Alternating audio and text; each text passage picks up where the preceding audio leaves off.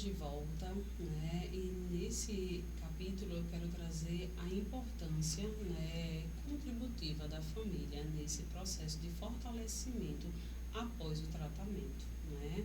Como eu já havia falado para vocês, né, a família no pós-tratamento, durante o tratamento e no pós-tratamento é extremamente importante porque ela precisa identificar o adoecimento dela, né, mediante todo esse processo. Ela buscou ajuda, ela iniciou também um tratamento dentro do seu sistema familiar, ela compreendeu todo o processo, ela entendeu que é o lugar que a droga foi colocada na vida desse familiar, desse paciente, né? Quais foram as estratégias que ela mesma utilizou nesse processo, certo?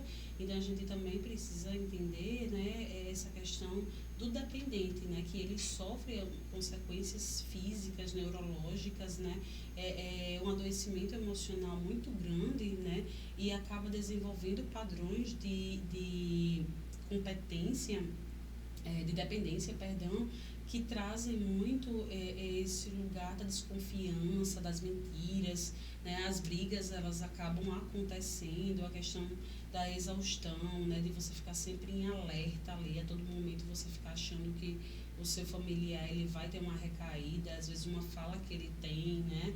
É um gatilho para você, né? Então, é necessário, né, nesse momento, ver também que aquele paciente, ele passou por um processo, né? Ele teve um acompanhamento, ele não estava somente ali, né? Ele passou, mas e você, familiar, passou, né? Então, assim, é importante a gente trazer esses questionamentos, esse olhar, né, para a família, para saber encontrar um equilíbrio aí saudável nessa situação, né? Então, a primeira coisa que eu sugiro quando eu vou conversar com uma família a partir do momento que o teu familiar ele traz alguma coisa que te remeta, né, a possibilidade de ele ter uma recaída, uma instabilidade emocional, ao impulso ou qualquer coisa, calma, haja normalmente, por mais doloroso que seja. Você precisa ver o próximo passo. Uma coisa é ele dizer: hoje eu tive um estresse no trabalho que se eu pudesse eu teria tomado uma, né? E aí ali já é o quê? Um gatilho para o familiar. Ai, meu Deus, pronto, ele vai recair e tal, não sei o quê. E você fica se martirizando. Mas ali é somente uma forma de expressão de algo que ele já tinha naturalizado quando ele usava a substância, que a qualquer momento que ele tivesse um problema no trabalho, ele usava o escape de tomar, né, de beber para poder trabalhar aquilo dali. Aí você já entra no loop, né, achando que ele vai recair, mas é somente um vício de linguagem que está muito conectado à experiência de uma vida, né?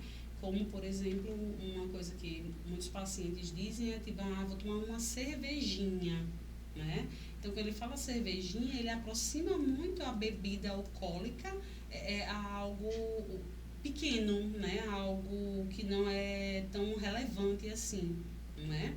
Então, essas coisas é bem interessante que a gente também fique de olho para que a gente não entre nesse looping de cada palavra que o paciente falar e acessar de um histórico passado, que isso não venha a acessar o seu trauma mediante aos traumas que foram vivenciados, né? Porque uma coisa é o paciente e outra coisa é você, né? Então, você, enquanto familiar, você precisa sim ficar atento, mas não em alerta constante, né?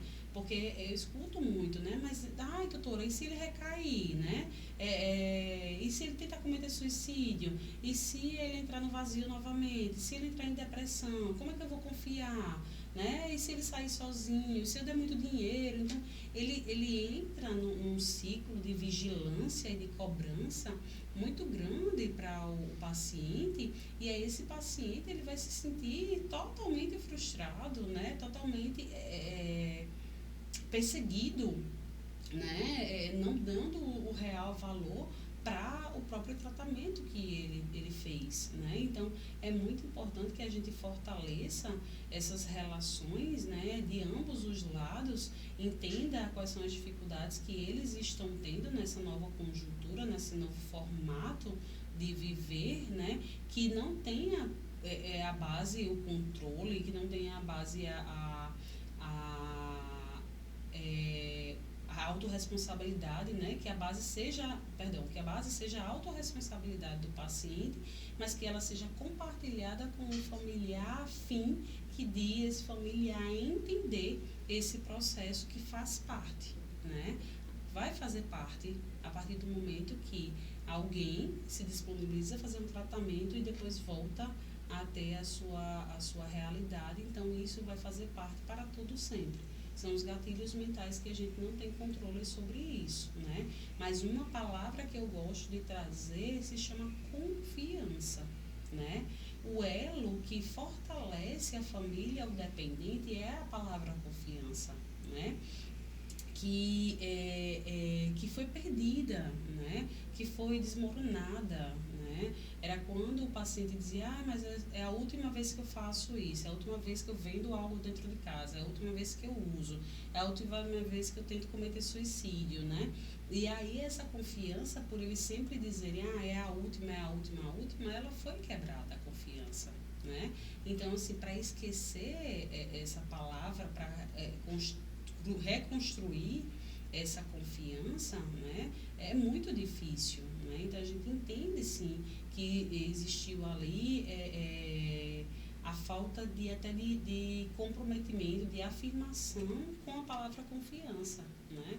Então assim, eu me comprometi a não beber mais, mas eu passei 6 meses para poder ter uma recaída, né? Mas eu consegui 6 meses, né? Mas aí a familiar não olha os 6 meses, ela olha somente a recaída, né? Então, a gente precisa também restabelecer relações saudáveis, né, a fim de olhar essa questão da autenticidade, né, da aceitação desse paciente que ele hoje está em um outro lugar, tá certo? Então, para que isso aconteça, para que isso flua, somente, gente, com um diálogo contínuo, um diálogo sincero, a base da reconstrução mesmo, a base da confiança, mostrando passo a passo, dia após dia isso, né? Hoje dando R$10, amanhã dando 20, depois dando 50, depois dando 100. Isso é construído aos poucos, não dá para a gente se eximir totalmente, como também não dá para a gente ficar à mercê de achar que toda hora, todo momento é um gatilho e ele vai voltar para aquilo que ele era antes, né? Então, essa confiança, ela precisa ser construída, ou melhor, reconstruída, né, através de pequenas atitudes diárias e pequenas atitudes conscientes que você vai permitindo, vai lidando ali, né, e validando também, que é muito importante, tá? Então, por exemplo, meu filho, eu gostei porque eu dei os R$100 para você ir lá para a feira e você me trouxe o troco. Eu gostei que você comprou algo que você gosta, né?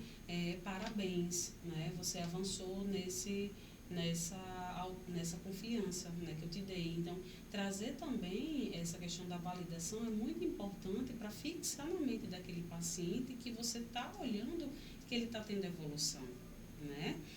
Porque, assim, se você também não faz isso, você não valida isso, aquele paciente vai dizer assim, vixe, eu estou fazendo isso por quê? Né? Se minha família não está nem olhando a minha evolução, ele só olha a parte ruim, né?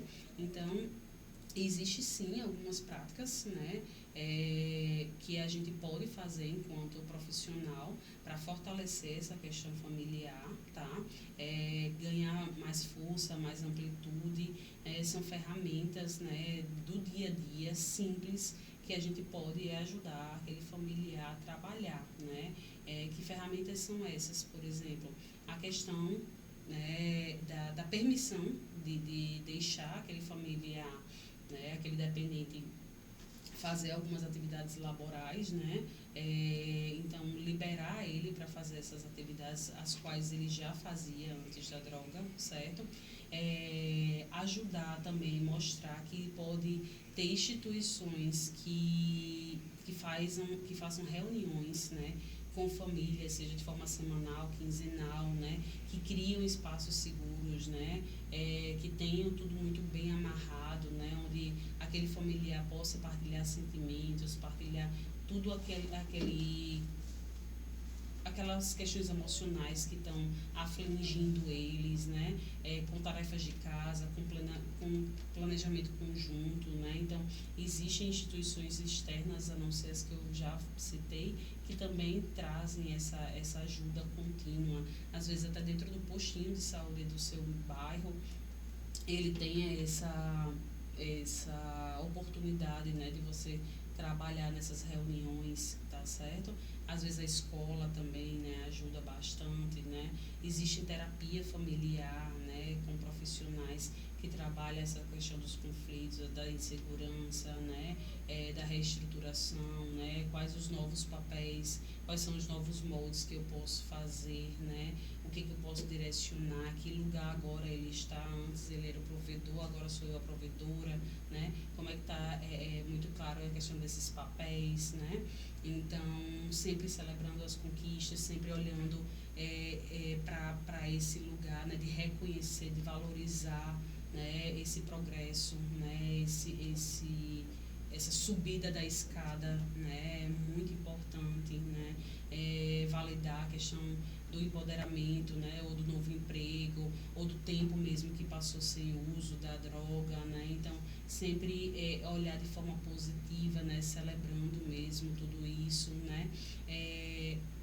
se necessário for, né, redefinir novos papéis, né, olha, antes você realmente precisava trabalhar em 2 empregos, hoje não precisa mais porque eu já consegui um trabalho, então vamos tentar equilibrar aqui o meu com o seu, né, e trabalhar essa questão das soluções, né, assumindo cada um a sua responsabilidade na casa, na vida familiar, né, e assim acaba ajudando na recuperação de forma muito consciente, de forma mais sólida, né, quando a família se torna parceira, né, desse processo e não acaba somente ficando, como a gente diz, no palanque, né, olhando ou a derrota ou a reconstrução sem fazer nada, né.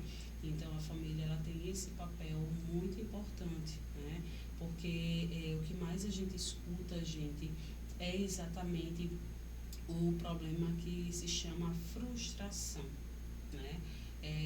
Nessa questão das recaídas, às vezes pode acontecer desse paciente passar longos períodos em sobriedade, né, estruturado, trabalhando, né, e ter um lapso, né, uma situação que traga uma recaída, mas foi uma recaída pontual, que aconteceu uma vez, uma cerveja, uma situação pontual que não aconteceu mais, né, então eu preciso também ver tudo isso, né, então a família ela traz muito, é muito forte essa questão do desespero, né, da punição, não olhando esse lugar, né, que foi construído, né, ao longo do processo dele, do tratamento.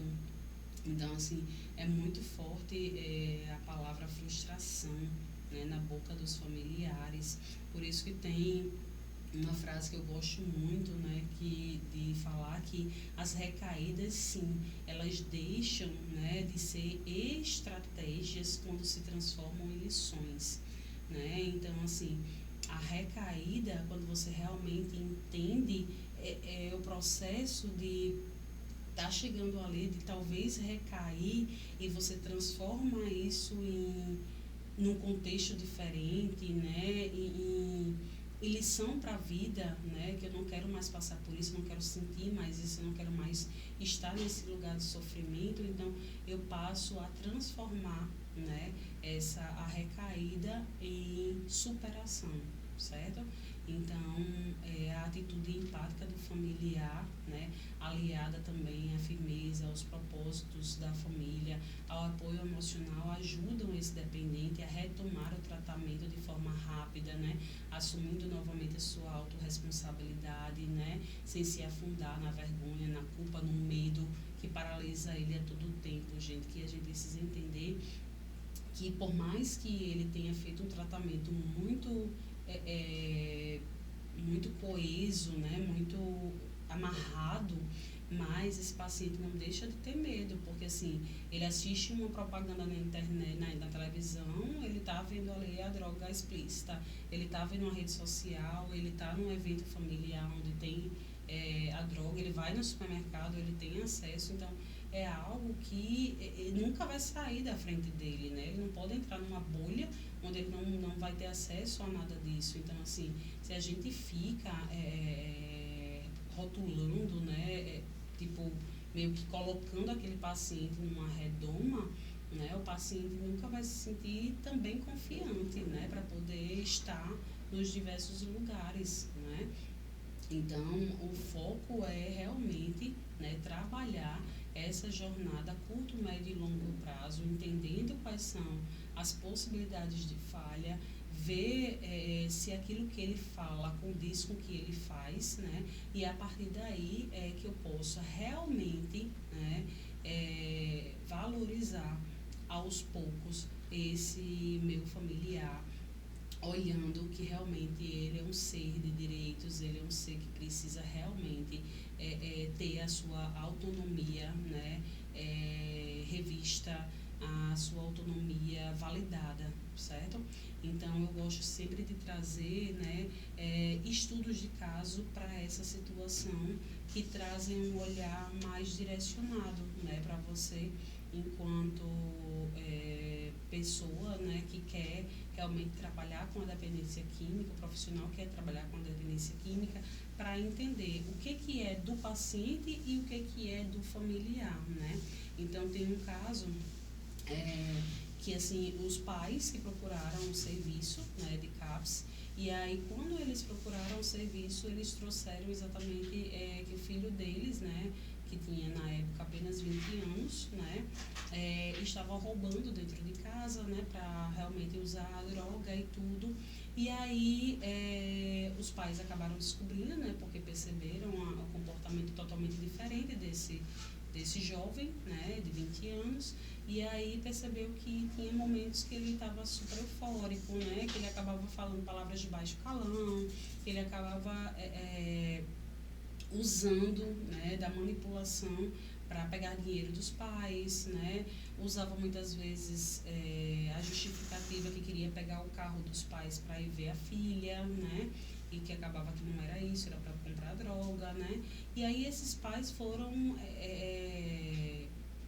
acreditando inicialmente que aquilo ali era verdade, né, achando que era só um processo que ele estava passando por causa do fim do relacionamento, que ele estava emocionalmente abalado e permitindo algumas coisas. Contudo, quando foi realmente descoberto que ele estava na drogadição, esses pais, eles só faltaram realmente surtar, né?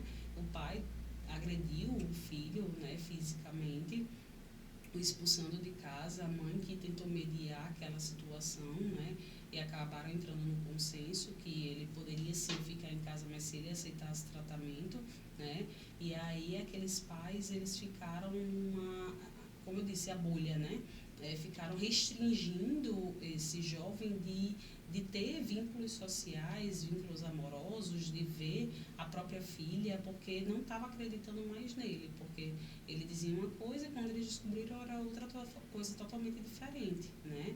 E na verbalização do paciente para comigo em particular, nos momentos que eu tinha de roda de conversa ou até mesmo um atendimento pontual particular que eu tinha com ele, ele trazia de forma clara e objetiva que aquilo dali foi um lapso que aconteceu por causa que terminou o relacionamento, que realmente assim que terminou, ele passou um ano usando, né, a substância, mas que aos pouquinhos ele viu que não fazia mais sentido para ele continuar aquilo dali, né, mas que ele percebeu que só durante um ano, né, tão pouco tempo, mas trouxeram sequelas severas, né, que ele já estava muito irritado, muito ansioso, demonstrava muita insegurança, ficava sempre em alerta, tinha às vezes sonhos, né, ficava sempre percebendo que quando o emocional abalava a vontade que ele tinha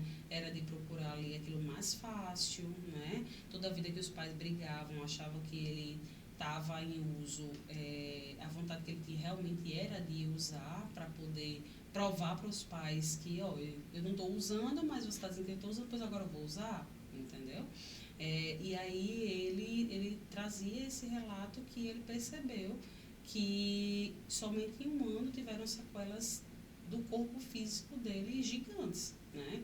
Que foi exatamente a insônia, o pensamento, né? Os pesadelos, a falta de vontade de fazer algumas coisas.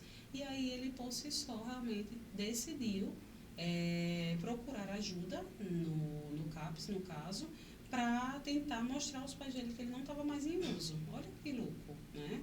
Então, o pai e a mãe achavam que ele ainda estava usando e que ele se sentiu tão oprimido, né, que ele precisou, via a instituição, né, falar a verdade.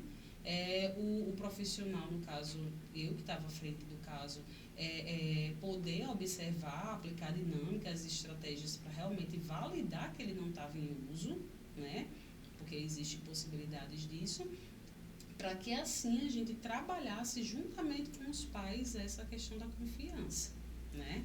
E foi muito doloroso, difícil para ele, porque os pais meio que botavam a prova mesmo, né? Desde esconder dinheiro, deixar dinheiro em lugares estratégicos para ver se ele pegava, a tentar trazer realmente uma manipulação ali com a criança, sabe? Então, assim, os pais entraram num loop tão doentio, né? Que estavam adoecendo mais ainda aquele paciente, e o paciente relatava, né? Que, olha, Ana, eu não queria usar, mas meus pais falavam tanto, né? Que eu estava em uso, que eu continuava fazendo isso, que a vontade realmente era de usar para mim não escutar mais eles, né? Porque já estava assim ensurdecedor aquela relação, já estava extremamente adoecido a situação e eu realmente não conseguia mais lidar com isso, né? Com essa opressão. Então, gente, é importante que a gente também olhe esses outros contextos, né? Peraí, o que é do paciente e o que é dos pais, né?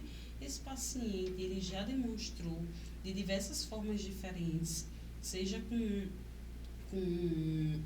atividades, né, logísticas, neurológicas que a gente pode estar aplicando, né? Seja dentro do grupo mesmo, seja no atendimento individual. Então, eu passo a montar estratégias para poder realmente saber e validar, né? Até o próprio exame de sangue, né? Porque, assim, chegou ao ponto, gente, que os pais, mesmo ele sendo acompanhado, ele frequentar toda semana o CAPS, né? Ele começar a tomar medicação, porque realmente foi necessário ele iniciar a medicação, porque ele não estava conseguindo dormir direito, porque ficava sempre em alerta, achando que o pai, de repente ele estava lá assistindo um filme, o pai abria a porta e ele já pulava da cama e dizia: você já está fazendo o quê? Está fazendo coisa errada?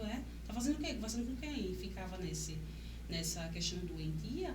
E aí ele ficava sempre em alerta, e aí ele realmente passou a tomar medicação para dormir por causa disso, né?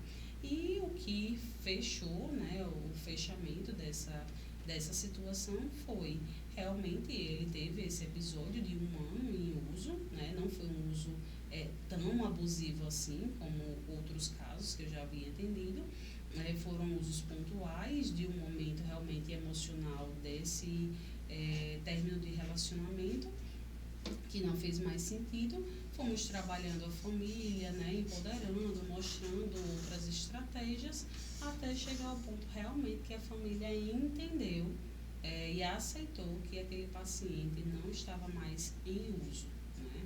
Então, é de extrema importância, né, que nós, enquanto profissional, enquanto comunidade terapêutica, né, a Casa de Acolhimento, CRAS, CREAS, CAPS, né, que a gente busque construir novas dinâmicas, né, para que fortaleça esses vínculos familiares, né, e estabeleça papéis muito claros, né, do que é responsabilidade do paciente e o que é responsabilidade da família, o que é o tratamento do paciente e o que é o tratamento da família, né? E que a gente sempre seja essa ponte, né, facilitadora para mostrar formas, estratégias de encontrar o caminho mais saudável, né, nessa relação, certo? Então, a gente tem esse espaço, né, de promoção à saúde, né, que dá competência suficiente para a gente conversar, né? Uma técnica que eu utilizei por muitos anos da minha vida na área social, da saúde, foi a terapia comunitária, né? Que era rodas de conversas, né? Que era pautadas em metodologias éticas, né? Em técnicas também de autorregulação, de autoconsciência, e que ajudavam muito essa família e esse indivíduo, né, esse paciente, a entender esse contexto através das experiências das outras pessoas. Então, a troca de experiência era um dos fatores fortalecedores na terapia comunitária para poder trabalhar essa questão do respeito ao próximo, do cumprimento de horários, né, da autoconscientização, do que é do paciente, do que é da família, né, trabalhávamos também atividades mais práticas, né, lidando também com as questões de frustração, que era muito comum a gente escutar isso do paciente, né? Então, são estratégias que nós podemos direcionar e trazer esse conhecimento das diversas práticas, sejam elas integrativas, através do que eu já falei, meditações, reiki, dentre outros, como também práticas de cunho institucional, onde traga a família para esse lugar também de acompanhamento juntamente com o paciente, né? E aí vocês podem ter certeza, gente, que se a gente fizer isso muito bem amarrado, né? Se a gente tiver essa consciência de saber diferenciar o que é o paciente, o que é o familiar, o adoecimento de ambos os lados, né? Quais são as ferramentas que a gente pode estar utilizando nesse manejo comportamental de ambos, né? A gente consegue com certeza estabelecer limites saudáveis, né? Consegue trazer um acolhimento, né, para essa família, certo? Existem instituições também na área da espiritualidade, né, que trabalha essa questão dessa constituição do vínculo, né, como o amor exigente, terapias de casal dentro de igrejas, né? Então, assim, cada um no seu formato, no que acredita, pode estar buscando essa ajuda, né, para realmente entender esse processo e seguir, né, de forma coerente, coesa e saudável acima de tudo, né? Por isso que eu gosto de dizer que um ambiente protegido, né, entendendo a vida como ela né, pautada no respeito, na empatia, na reciprocidade, na resiliência, na maturidade, né, comportamental, né, no comprometimento de ambos os autores daquela situação, consegue ter uma vida assim estável, né, consegue superar as adversidades que possam surgir em meio ao processo saúde e doença, em meio do pós, né, tratamento. Tudo isso é possível quando a gente constrói, né, uma identidade nova para essa família, né? Quando a gente mostra que é possível, né, criar, né, uma nova rotina, criar mecanismos de fuga, para que isso não fique martirizando, que seja algo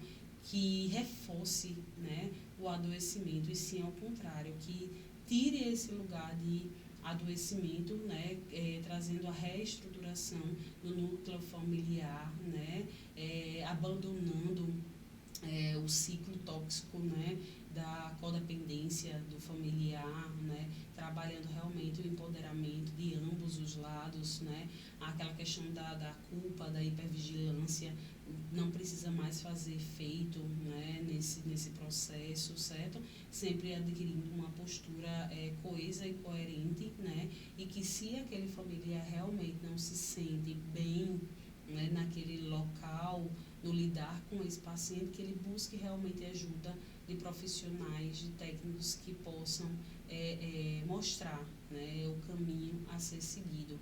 E nós, enquanto profissionais, temos a responsabilidade de adquirir conhecimento, né, numa jornada que seja contínua, né, mediante a dinâmicas, a um olhar singular, né, a manutenção dos protocolos de sobriedade, de vigilância, de dedicação, de autocuidado, né, da empatia, né, mostrando que tem que ter a paciência, né, mostrando tudo isso para que a gente tenha argumentos, né, para trabalhar esses indivíduos, seja eles estando dentro de uma comunidade, seja eles estando dentro de uma unidade de saúde ou somente nos diversos meios, né, de trabalho, de família, de sociedade, de religião. Então, para fechar a minha fala de hoje, eu gosto de trazer que recuperar-se é aprender a viver, não apenas deixar de usar. E isso é importante, porque consolida o real princípio, o real papel do protocolo saúde e doença nessa questão da família, da dependência química e dessa reestruturação. Deixo aqui o meu muito obrigado e até a próxima.